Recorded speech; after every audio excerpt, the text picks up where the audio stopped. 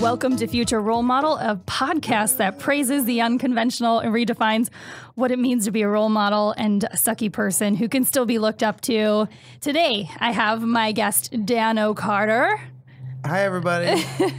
Danno's become a good friend, and it was kind of an uncanny way that we met. You remember how we met? Yeah, in Spare Tire. Well, was it Spare Tire at that point, or was it still the Mexican place? No, it was Busby's, wasn't it? It was Busby's. It was the place below Busby's. That was the only time I've ever been there. They're attached to each other. They're the same owner above and below, but it's right across the street from where I live. It's like my local watering hole. Oh, okay. And I was hosting some. You were hosting some bands sort of, or something? Yeah, you were hosting some sort of event. I sat down next to, I didn't know who the fuck he was. No. You're the only comedian I've met in a bar that I've actually put up at my show. Yeah. That I actually believed. All right, I'll give it a shot. Yeah.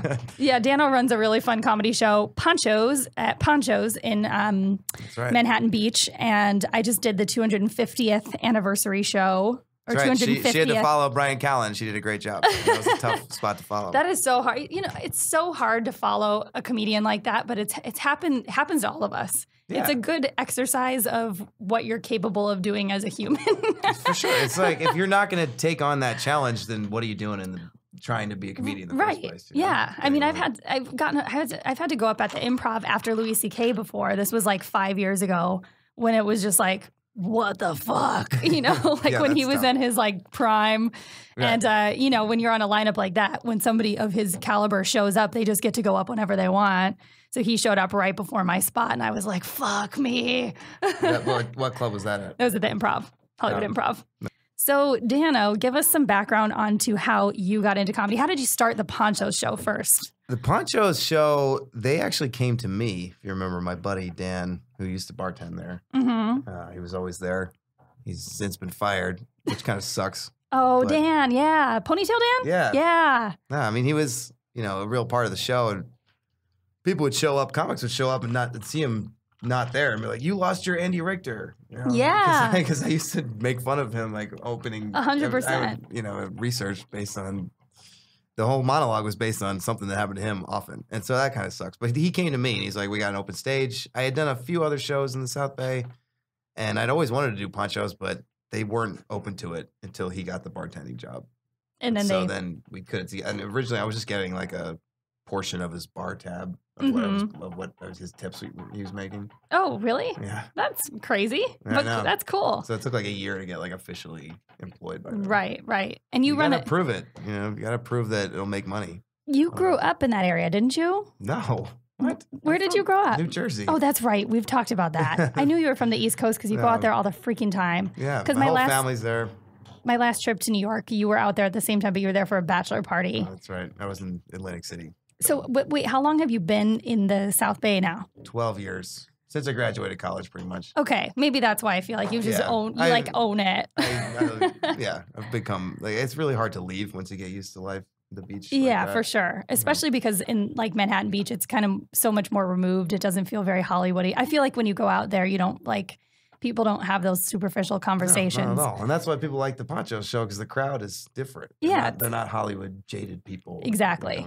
And that's the problem with a lot of shows in Hollywood is that you look out on the crowd and it's a bunch of girls just taking selfies or like Snapchatting the whole show. And you're like, what is happening?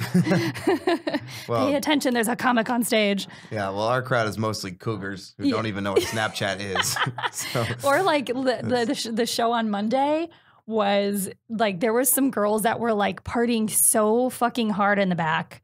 They were like falling on me before I went on stage. They didn't know I was a comic or anything. That's Khalid, I think. But they were happy, like drunk, nice, happy people don't bother me even if they're sloppy. Yeah, so like they're not pretentious really. Yeah, they were happy beach. It's like when everyone goes to the beach. They were awesome. Fun. Yeah, that was like yesterday. So yesterday was 4th of July, and me and Danno are both recovering from our 4th of July experiences. Sure. What was your day like? Well, first of all, I'm dog sitting right now, which is like my favorite thing to do ever because I'm living in a really nice house. So yeah, a mansion. Shit. shit. There's 7 bathrooms. I barely have one. Did you in pee my in own all house, of them? Except the master. You have to take a chance to pee in all of them. I assume there's one. There may be 2 in the master. I haven't been in there yet. But there's 6 other ones, and I've gone in all of them. Yeah, if I had a house that big every day, I'd be like, which bathroom am I going to go in today?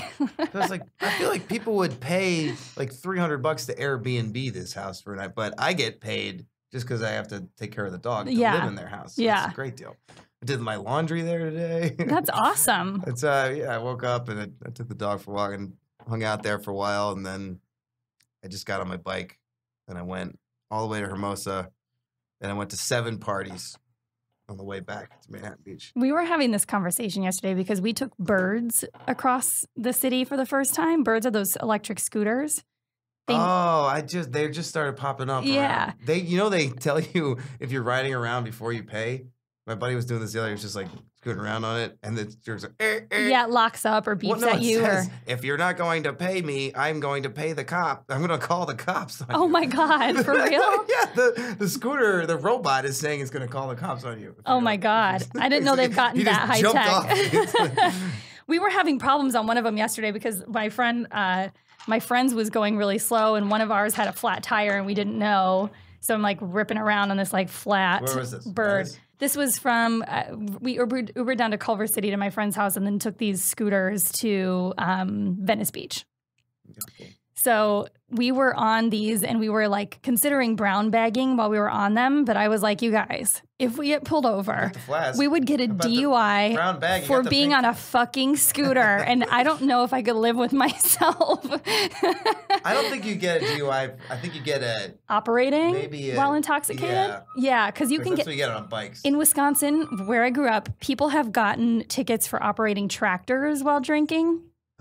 And they've gotten tickets for operating electric wheelchairs. A tractor, you actually have to have gas and start with a key and a steering wheel. Right. But this is just an electric. I think that's the same as a bike. Yeah, bike. I think because you can get a DUI on a bike. I think too. Well, it's either a DWI or a DUI. Yeah. One of them you can get. I can't remember. Either way, you can't go to Canada if you have a DUI on your record. I mean, apparently you can get a DUI on a bike, but I've never gotten one. Yeah. I've been drunk biking around. Forever? Yeah. But I think if you make it really obvious and you have a brown bag, because like I love to brown bag because that's just like who I am. Container, right. Which is a different thing. Well, it's probably. I have been caught for that. Me too. But that's a whole different story. So what got you into comedy in the first place? It was always my goal. I didn't know exactly what avenue. I didn't know stand-up would be what I really get into. I moved out here mainly, I think I was going to be a writer. And I started working in TV production. And then I just got sick of people getting credit for jokes I wrote. Yeah. I want the credit. Yeah. And it was just, I always wanted to do stand-up. It was really hard to start out here. It is really hard to start. Every comic who says, like, I'll move to LA and do stand-up, I'm like, stay where you are. Yeah. Get Put your good. act together. If you're in Denver or San Francisco or Chicago, plenty of stage time. Out here, it's really tough. Yeah, it is. Really get up. It's super competitive. Like even New York's a better option than here. Yeah, because out here, it's like if you want to do the Laugh Factory open mic, and then only like 20% of the lottery gets on. You're performing in front of the comics who didn't get on. That's the worst crowd ever. Yeah, because they're just angry at you. And they want to just give you the worst like tags for your jokes so that you don't keep succeeding. Or they might steal your joke. Right. You don't even know who they are. Yeah. That was a big thing when I first started in Chicago, that people would constantly be worried about people stealing jokes at mics. And I never worried about it because I've always written about stuff that actually happened to me. So I'm like, well, I'll fucking know if somebody steals my joke because did they have a homeless boyfriend from the Caribbean? Okay. But I got a call once when I was in Chicago, like at 2 or 3 in the morning from another comic who was like, somebody at a mic is doing your material. And I was like, what? And they were like, yeah, they're talking about having a black grandpa and an Italian grandma. And I was like, well, maybe they have those things. I don't own black grandpas and Italian grandmas. That combo together, though. I was like, that kind of sounds like they might just be the same mix as me. You gotta meet this person. You forget that like people have the same ideas because there are a lot of similar people in comedy. If they are a comedian with that background, they're gonna do material. Because it's good material. Exactly. How long have you been doing comedy now? Stand up about 7 years, I'd say. Yeah. Okay. I knew we were close to the same amount. A lot of music stuff when I started. Yeah, let's talk about that. Because you didn't DJ, did you? No. I didn't think so. You just played. Okay. No, I don't. I just, that was just an easy way to get booked. That was a sneak in. Like, I was getting booked at the Improv like 6 months in because they liked the music act. Yeah. Musical. Did you do any musical comedy? Yeah. That's all I did at first. Oh. And then. You should bring that back to pawn shows, dude. I mean, I did it like 2 weeks ago. I bust it out sometimes. Do we have anything online that we can find? Because last week I played one of my own raps. So maybe we can find one of Danno's pieces of music and put it out there. See my song about my buddy Traven. It's called "You Gotta Stop Sticking Your Dick in Her." It's about his crazy ex-girlfriend. I play that after he goes up and he does this set about his insane ex-girlfriend. Yeah. And then I have a song about him. You gotta leave it alone, buddy. Yeah. So you got into comedy by were you just I always wanted to do some form of comedy. I used to run for student council in high school just because I got to make a speech, and that was like a stand-up performance. You were a speech guy too. Yeah, and I won. I had no business winning. Was your speech funny? Yeah, it was completely. Do you remember 10-10-220? The commercials for that 10-10-220. It was some kind of long distance service where you call, but I don't know why. At the time, it was very popular commercial. In the middle of my speech, I was just like, if you count up all the materials it cost to make this speech, like the ink and the paper and everything, it probably cost me over $1. You can't get anything for under $1 these days. And then my buddy stands up and goes, "Actually, you can make all your long distance phone calls by dialing 10-10-220." It's like, well, what happens if you talk for over 20 minutes? Then it's only 9 cents a minute after that. It was like exactly that's what happened. Fucking perfect. It killed. That was 9th grade. So, and then later I was talking about how I was going to get a gumball machine for the school. That was my big thing. Even though you can't choose gum in school, it was not allowed at all. But you make 23-cent profit on every gumball when you actually do them. I researched it because it costs 25 cents. And you get them for 2 cents a gumball. Yeah. So it makes crazy money. Yeah. But, so I was just like, I'm going to get all these phone calls from people demanding a gumball machine. I'm sure I get more if I could just answer the phone on time. And then my buddy stood up again. He's like, "Not in time. Press *69."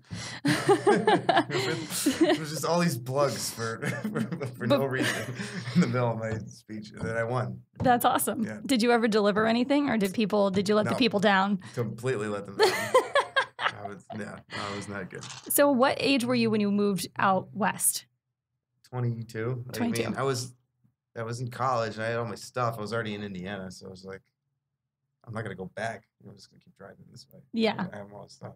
So you got out here, you were doing musical comedy, but there had to have been a lead up to how you got into musical comedy in the first place. I mean, before that, I was doing a lot of writing, really trying to focus on me. I was working for Jimmy Kimmel and Crank Yankers. I got some writing credits on Crank Yankers. And one day I just I had written this song called "My First Asian" on guitar, and I went to an open mic and played it, and people and like the next week I was at the Comedy Store doing it. So that's awesome. I just had always, that was my easier way in, because I feel like with the music stuff, comics generally don't like it because it's not the same thing, and I know because I've done it both. Because you don't have to deal with the silence. The silence is the scariest part of stand-up. But if you're strumming a guitar or something, it's not that bad because you don't hear that silence. Exactly. But then, so one time I had to host at the Improv, I had never even done any non-guitar stand-up, and I was hosting the show. Amy Schumer was on the show. Oh shit!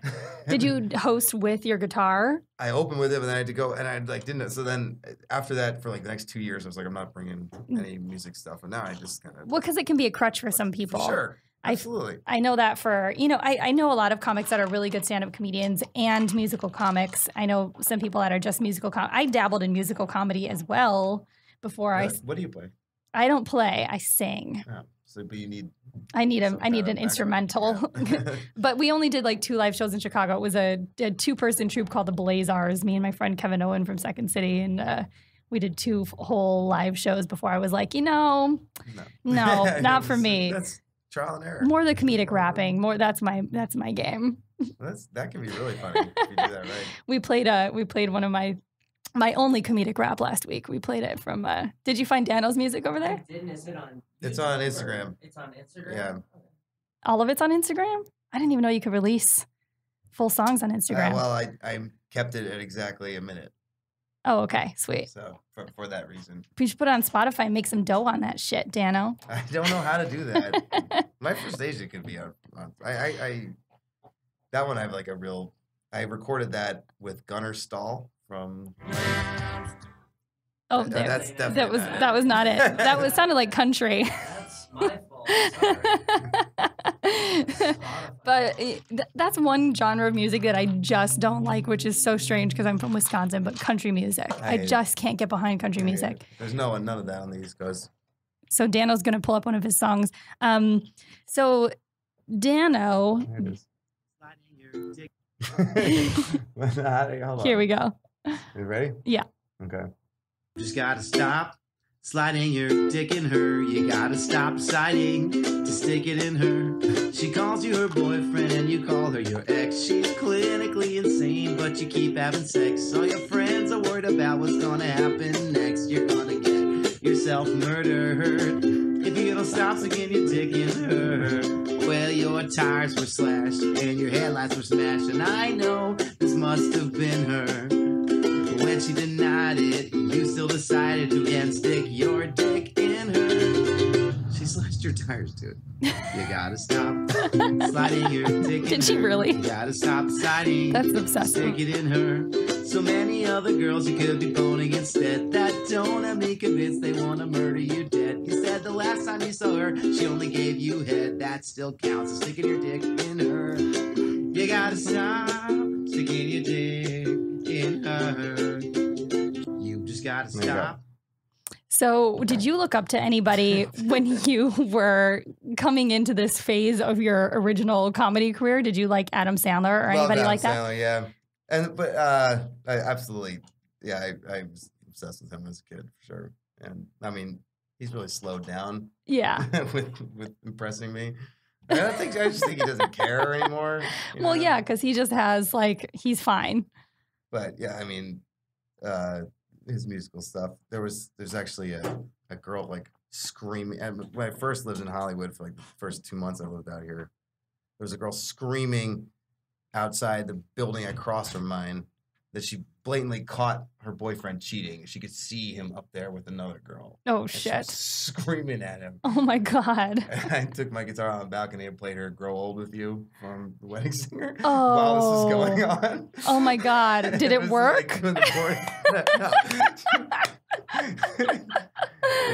was probably the best tribute to Adam Sandler I could ever have. Yeah, that was a good scene. And was there anybody else that you looked up to ideally in your stand-up? I always loved Conan. Conan was my hero, really. Conan's naturally hysterical. I think he's the funniest guy. Mm-hmm. Just if you were gonna hang out with somebody random. I forgot who I knew. Somebody at Second City Chicago used to be roommates with Conan, and I can't remember who it was. But and if it's somebody who's listening that remembers, that would be awesome.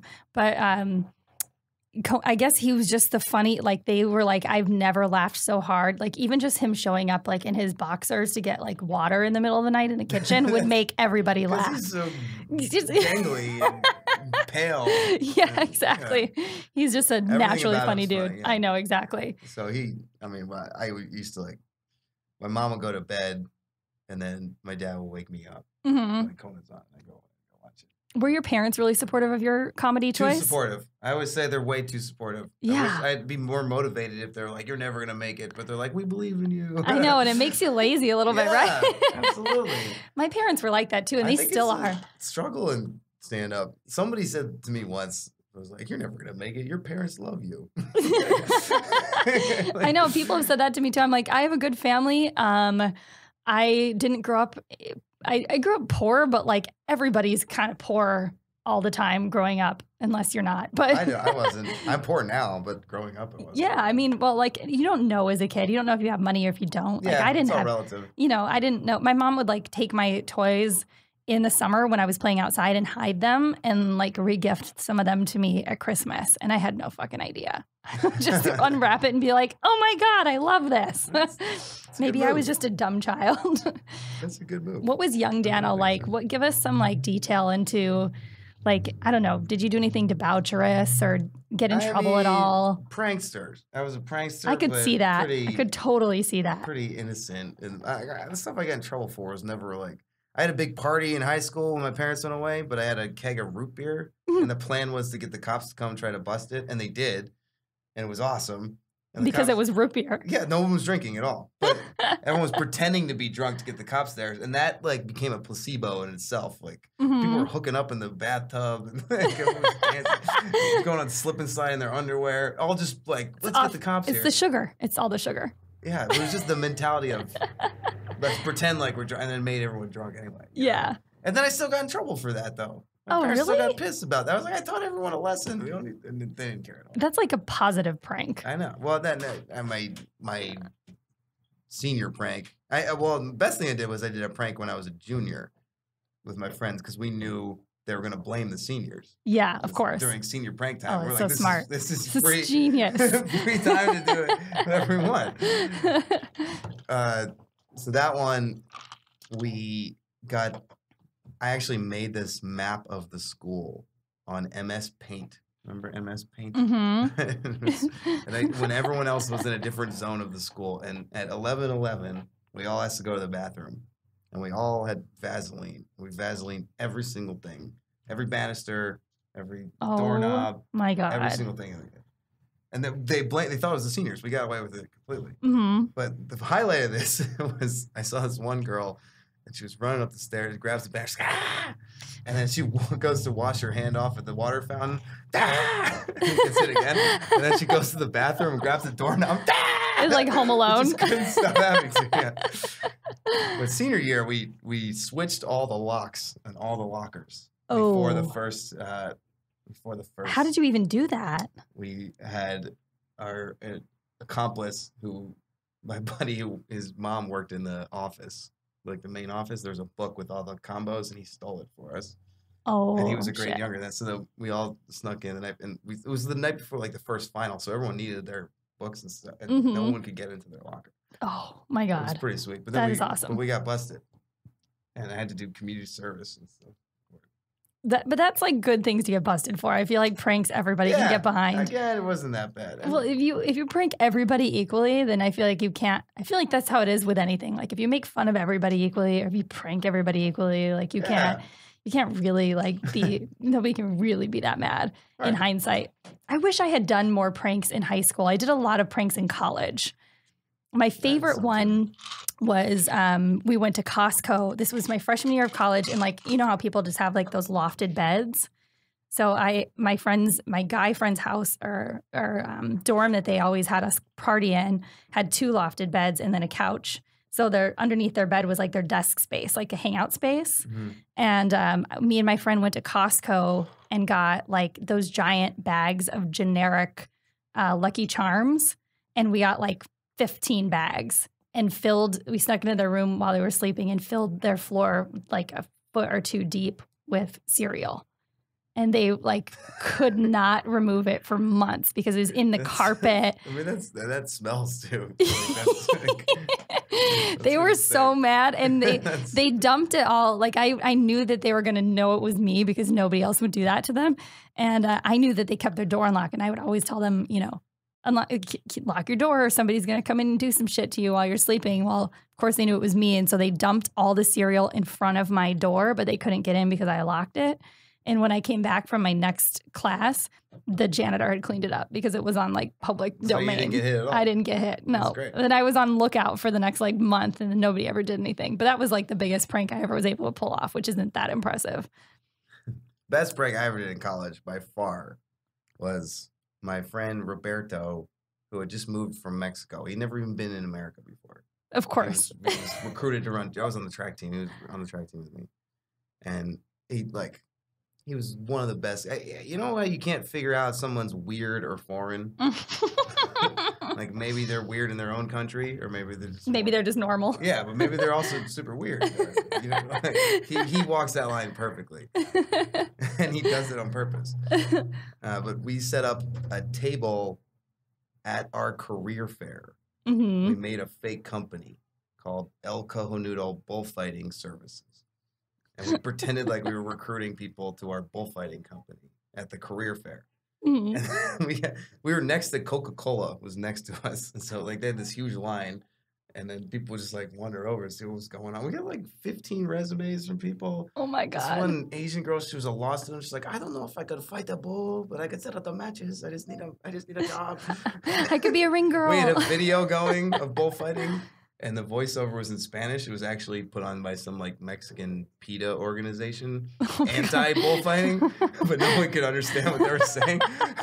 We Oh, that's recorded a awesome. jingle. We play the jingle over and over again. We had these questionnaires, and they got like the first couple questions were like, hey, "Do you know anyone who's ever been in a bullfight? Are you interested in bullfighting?" But then they got weirder and weirder. Yeah. I was like, number 7, have you ever stabbed someone in the neck because you thought they were a bull? The people would be reading these as we're bullshitting. And people in that situation pretend like they're like really serious. They didn't know because we took over this. There was a snowstorm that day. We took over a table that was supposed to be like Financial Lutheran or something weird, and they had their name tags there. We put them on. Mine said Mike, and Roberto said Erica, and he just folded over the A. So it's just half of the name tag just said Eric. Oh, that's awesome. We used to do, because I drove a minivan in high school. It was like the coolest. I want to get into like what we were like. So you had to drive when everyone wanted to go as a group. I always had to drive, and I was on probation because you have those probationary licenses for the first 9 months, so you can't drive more than one person in the car. So I had this like big empty van when parents were around, but when no parents were around, there was like 80 of us in there, and always like so much beer. And so there was one time that we had a bad snowstorm in Wisconsin, and me and my friends were bored, and we filled up one of those like kind of keg tubs, like that you would put a keg inside of, like those giant Tupperware things, with water balloons, and we put on animal masks from the zoo, and we drove in this snowstorm to the neighboring town and went to like a condo apartment complex that had all glass sliding doors, and all these families were inside just watching movies because it was snowing like crazy, and we ran around with our animal mask and threw balloons at the base of the door to scare the shit out of them. And we like, now when you watch movies like The Purge, you're like, somebody would have shot us. Like somebody for sure would have shot us if that happened now. Because there's so many scary movies with those like creepy animal masks or like people masks in them. Masks are scary. Yes, exactly. So besides pranks, like what was young Danno like? What do you mean, like really young? Yeah, I mean, did you like? I was really into sports when I was little. Yeah. But more pranks. If pranks were a sport, yeah, that was. Then we would have both had like full rides to varsity letter jacket. Like I was just a fun-loving kid. I don't know. My friends and I ride our mountain bikes around town and just get into trouble. There's still like in my hometown, if you drive under the main bridge on Finley Avenue, there's still a sign that says "honk for poop." We put that up when we were kids. And the other side says "beep for farts." We put that up when we were kids. It's still there. That's so simple and so stupid, and it's so funny at the same time. I know. We were just kids when we did that. But we just took these like sticker letters and we put them up there. And it was like, our town was such a small, boring town, but we were really fun, creative kids. We had fun in our own way. We're kind of like that too. Our towns would have maybe gotten along. Maybe. Or been rivals. Yeah, totally. Do you still talk to a lot of people from your high school, or are you friends? Yeah. Oh yeah. They're almost all married now. Yeah. There's only me and Billy left, but everyone else is taken up. Yeah. But yeah, I go, almost everyone's on the East Coast now. My buddy Kevin's out here in California, but everybody's so when I go home, it kind of like, hey. Yeah, the bachelor party. Whose bachelor party were you at? That was my cousin. Okay. Yeah, Danno and I had plans to meet up in New York, and he was bachelor partying it up. Did you guys go to strip clubs? In Atlantic City. Yeah, it was the worst strip club of all time. It was so Atlantic City. It was so bad. Oh I can't even imagine, because it's like the rejects from Vegas, probably. They asked my other cousin, his brother. They asked him if the bachelor be interested in the hot seat, which means you go up on stage with 2 strippers, full song, and they're fully nude. It's just you. Yeah, and that sounds pretty cool, right? Yeah, in theory. That was not cool at all. They wound up just beating the shit out of him. With Like, what body part? Like they took belts and started whipping him, Slapping him, and then stuff. they stood up on the chair and started like healing in his balls. What? Over and over. And then they gave him an atomic wedgie, and like, oh my God, it was like horrifying. And we're all like, everyone's like, oh my God. Were they attractive at least, or Yeah, like? But then they became unattractive Immediately. It was like, have you ever seen From Dusk Till Dawn? Somebody else That just Quentin asked me that Tarantino movie? recently.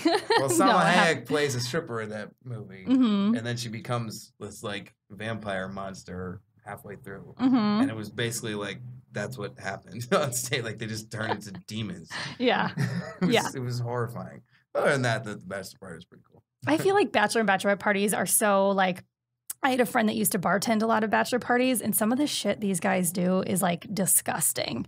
They would like offer to pay her to do all sorts of things to like a booze bottle. And like nobody wanted you to do that to their penises, but they wanted to see you do it to a bottle. That's so stupid. So weird. But I had my bachelorette party in Vegas last year already. Because you've had your bachelorette party already? Yeah, I know. But you don't have a wedding I had date, number right? one. Yeah, bachelorette party don't was think in you can have a bachelorette party 2017. without Wedding is in 2019. But You maybe, can have another one. maybe after yesterday, I'm not even sure if I'm getting married. That's another story. Whoa. Yeah, we're in a tough spot right now. But anyway, I had my bachelorette party Independence Day. Was this. exactly. But there was fireworks in all the wrong ways. But me and my girlfriends, they took me to. I told them I wanted to go to a strip club, but I didn't specify if I wanted male or female. And I really would have probably preferred. Is there a co-ed strip club anywhere? I don't know, but there should be. What? But I think the women would just dominate that shit.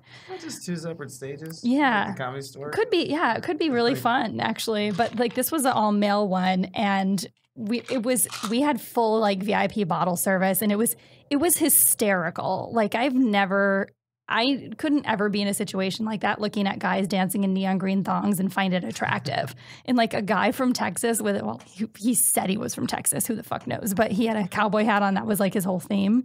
And I was like, I'll take that one for a lap dance, because they were asking me which one I wanted. And so they brought me on stage, and this guy dances on me for like a minute. But whole time, a guy lap dance. This doesn't make any sense. I was laughing so hard because he kept trying to whisper things into my ear that were like dirty, like what you would say to people in bed, kind of. But it didn't make any sense because like we weren't in bed together. We were on a stage, and like it wasn't sexy at all. Like I was just like laughing the entire time. So needless to say, I'm probably never going to go to a male strip club again. I'd rather see women strip. So you wanted to go to a female one? I think so, but I think I just kind of let them decide. You know, I was like, whatever we want to do. But it was still fun. The male strip club was fun. It was probably a lot cheaper. Is there like a male strip club around here? I don't know. I have no idea. But if there is, we should get drunk one night and go. I would make you go. If we go to a female one after. Okay, we can do a tour. So did you party besides the fake root beer parties? Did you party a lot? I mean, have you ever really gotten into? I know you drink now, but was that a thing? No, I was actually. I drank a lot when I was like 15, 14 and 15. I'm rooting for Belgium in the World Cup right now because that's the first place I ever got drunk. Ooh, yeah, Europe. My Europe's buddy good for that. to Belgium, and 3 of us went and visited him. And I remember the drinking age was 16. We were like 13, but they don't care. They didn't care at all. No. I remember I bought the bottle of vodka at the time because I had the most armpit hair. So it nominated me. Just like a few sprouts. Well, you gotta do it. Did you show your armpit hair when you went to buy it? Were you like, look, and it was like, I'm old enough. I remember how it felt like so long on the conveyor belt. Like I was just waiting. I was just like, you know. They didn't give a shit. Ding, ding, that's amazing. Drank in an alley. What were you doing in Belgium at age 13? Because my buddy, one of our best friends, moved there. So one summer, 3 of us all went to visit. Oh, and your parents just let you loose like that?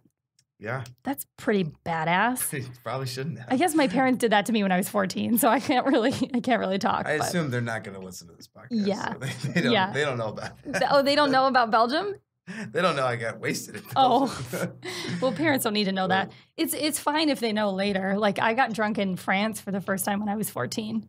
Because they had discotheques. I didn't know that was a thing. I was like, a discotheque? Why are they doing disco? Why is Europe only doing disco? But that's just a name for nightclub. But at that age, I didn't know what things were.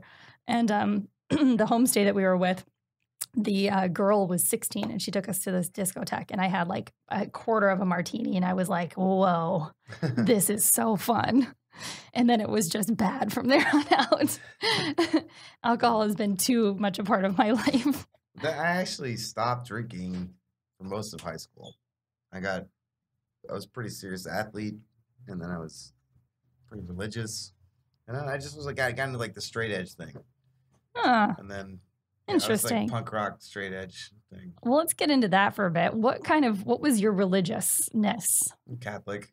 Oh, okay. And I was like in all the youth groups and stuff. Yeah. That was another form of performing because I'd give like talks at the youth group, and I always tried to make them funny. Yeah. I didn't know that you were in youth group and stuff when you were a kid. I was like, I was in like 3. I was in youth group when I was Maine, build houses with like a missionary. Oh, sweet. Yeah. I did a lot of that stuff too. And it was funny because I would like drink all weekend and then go to youth group and pretend to be like this cool kid that didn't do anything wrong. You're forgiven for your sins. That makes sense. Yeah. You apologize and then you just do it all over again. That's my mentality now. But and then in college, I just got back into it. Yeah. Well, obviously, that's what college is. It's just drinking. Where did you go to college? Notre Dame. Oh, yeah, that's right. Of course you drank there. Yeah, you have to drink it. It's like a requirement. Yeah. Almost. Like right away, there's like a couple other kids who didn't really get into it, but then everybody got into it real fast. Oh, yeah, for sure. The Fighting Irish, right? Yeah. Isn't that what it Yeah. Sometimes I say stuff and then I'm like, shit, was that right? But, okay, so after your musical comedy portion of your career, what was your early, because I didn't know you back in that time, like what was your early material like? Because it's always fun for me to think back on what I used to talk about. And now I'm like, oh, I can't believe that's what I used to. Yeah. I mean, just the musical stuff. It's like I'd play that song, My First Agent. That was my big hit. And it got to the point where I like recorded it with Gunnar Stahl from Mighty Ducks 2 because he heard it and he has a recording studio in Manhattan Beach. You know who Gunnar Stahl is? Mighty Ducks 2. Okay. He's the guy on Team Iceland. The one they're scared of. Yeah, okay. And he misses the shot. By the way, Beach. Danno's wearing a DuckTales shirt right now, so of course we're duck themed. That's true. What else can I bring up? So him and you had that song. But then, I mean, and so I would play other songs and try to figure out how to do little riffs in between. But I wasn't.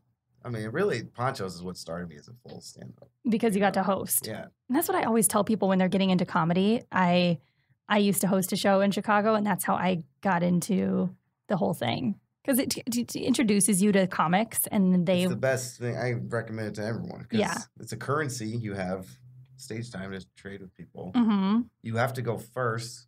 And mainly the same people show up to my show, so it makes me write new stuff. Mm-hmm. Yeah. To open with. Yeah, and you're always writing things that are like locally based too. So it kind of appeals to the audience. Yeah. But yeah, what's some of the funniest, like, let's talk about some of your Ponchos stories because you have some really fucking great ones. Yeah, so get into some of those for us.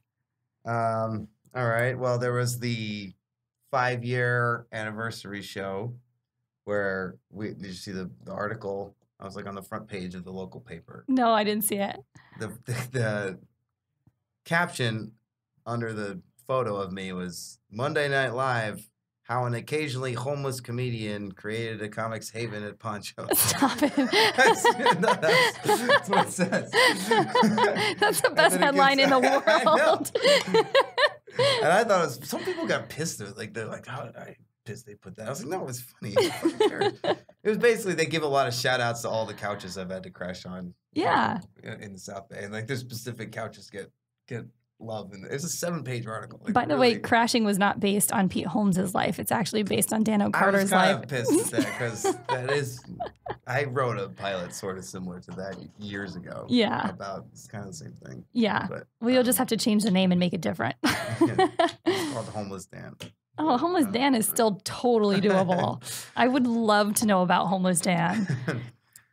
I don't know. It's kind of similar to that. Okay. But so anyway, so that article was out, and I was having fun just going around. Like I was like Oh, it was the first week of March Madness too, so I was going to every bar anyway, and I'm in the paper in every bar I go to, like on the front page, just a picture. It was great. But then at the show, at the 5-year anniversary show, this guy, old guy in a blazer, shows up and he's like, "Hey, yeah, I'm here for the open mic night." And I was like, "No, this isn't an open mic night. Sorry, man. It's the 5-year anniversary show." Yeah. Like Theo was on. Callan was on. Yeah. You have your favorites on those big shows. No, this is not an open mic. It's like, "Oh, yeah, I read about it in the paper. It said it was an open mic night." I was like, "No, it didn't." It definitely said it was a booked comedy show. I was like, definitely didn't say that. And he's like, "Did you read the article?" I was like, "Oh, did I read the article about me?" Yeah. The one thing that's ever been written about? Yeah, I read it. And he's like, "Well, I called here at Poncho's and they told me it was an open mic night." Oh, so the 15-year-old Mexican receptionist girl gave you the green light to get on stage. They don't know what's going on. And he's like, "I'm telling you, it says in the article that this is an open mic night." And then so I turn around and I grab a copy of it right behind me. And I say, "Here, show me where this says this is an open mic night and I'll put you on." And then he sits down and like vigorously reads the whole thing. Can't find that anywhere. Yeah. And he sat and watched the whole show with his arms crossed. Oh my God.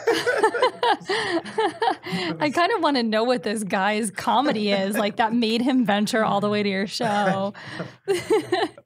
That was one of the, but then like the pranks that I've done, I've messed with guys on Tinder and Bumble. Yeah. Talk about one of those because you've done a couple really good ones on that. Well, the best one was when the first time I tried it, the girl in the front row let me use her phone because I saw her on Tinder, so I stole it. I was just like, let's see how many random horny dudes I get to show up to this bar by the end of the night by using your Tinder account. 9. 9? In about an hour. Oh my God. What did you say to them? Well, this and one of them sent me a dick pic before he showed up. That's the best part. The amount of dick pics stories I hear from girls, I'm like, God, I just don't. Do it, like, just give it out there. That's it's like too soon, man. Too soon. This girl, her name was Anna, spelled A-N-A, matches with this guy right away. He says, "I really like your name. Very pretty, Anna."